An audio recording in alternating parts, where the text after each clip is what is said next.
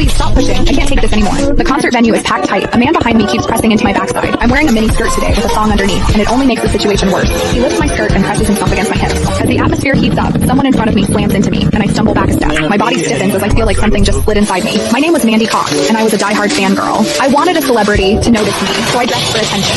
I wore heavy makeup and made sure nothing about me went unnoticed. My low-cut top revealed a wide stretch of skin, and my chest bounced with every step. I paired it with a mini skirt that barely covered my thighs and sexy white stockings which hugged my legs. But when I arrived, reality hit. The concert venue was packed so tightly I couldn't move, and the crowd swallowed me whole.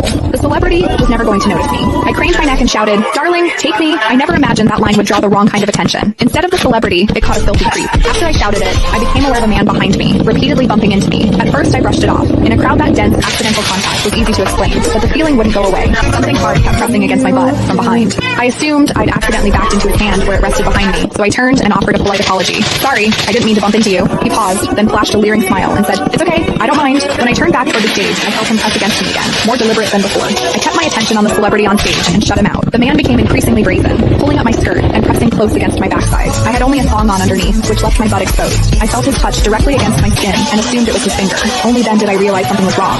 The pressure was warm and solid in a way a finger could never be. My mind lurched as the truth hit me. In the 20 years of my life, this was the first time a man had ever molested me. Fear surged through me, sharp and overwhelming, and my body reacted with an instinct to flee, but there was no way to move. The concert floor was packed wall to wall, leaving me stuck where I stood. I drew myself tight, bracing as if tension alone could keep the fear out. As I did, my hips closed around the man's so-called finger, trapping it between my cheeks. An unfamiliar sensation followed, and warmth rose to my face. What confused me was that I didn't recoil from it. There was a muted comfort to it, and against my will, it sparked a faint sense of expectation. The man behind me seemed to take it as a signal. He moved in closer, repeating the motion until the intrusion was unmistakable. I had lived a sheltered life as a college student, and now I was being toyed with by a stranger while surrounded by people. Shame surged within me without warning. I felt the urge to sob, but my throat closed, and my voice deserted me. Worse still, the pressure forced my thong inward and sent a restless, prickling discomfort through my body that wouldn't fade. A quiet, involuntary sound escaped me, and the embarrassment followed instantly. I gathered myself and strained to suppress it, holding it down until my throat tightened. The blaring music and the screams around me drowned everything out. With every eye fixed on the stage, no one was aware of what was happening to me. At the same time,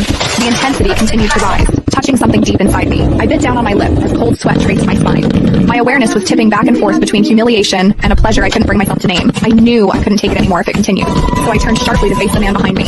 "Please stop pushing. I can't take this anymore." When I finished speaking, the man leaned toward me and whispered in my ear, "Is it exciting, the way I'm pushing against you?" The shame was overwhelming, and I was on the verge of crying. I'm a virgin. I've never done that kind of thing. Please, let me go. He didn't stop. Instead, his gaze burned deeper as he seized my waist, the pressure growing stronger. "You're really a virgin? Then let me show you what it feels like to be a..."